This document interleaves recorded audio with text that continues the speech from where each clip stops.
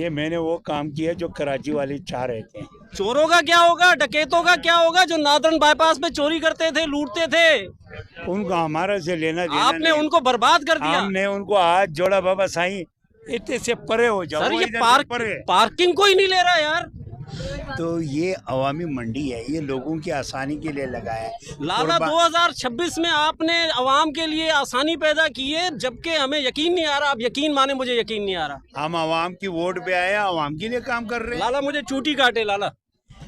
लाला मैं यार, ये तो सच है भाई। पार्किंग भी फ्री है यहाँ पर, और ये लाइटिंग वगैरह का क्या है सर?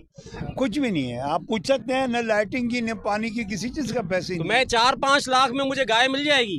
बाबा आप 5 लाख नहीं, सस्ता मिलेगा। क्यों 5 लाख का मिलेगा? कम 4 में मिल जाएगा, 3 में? ओ भाई 3 में भी मिल जाएगा, 4 में भी मिल जाएगा, जिसको नसीब की बात है। जानवर कितने का मिलेगा आपके पास? 1.70, 1.5, 2।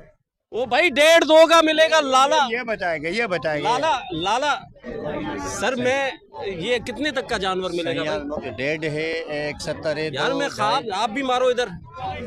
जैसे भाई ये सच है लाला, आपने क्या कर दिया लाला?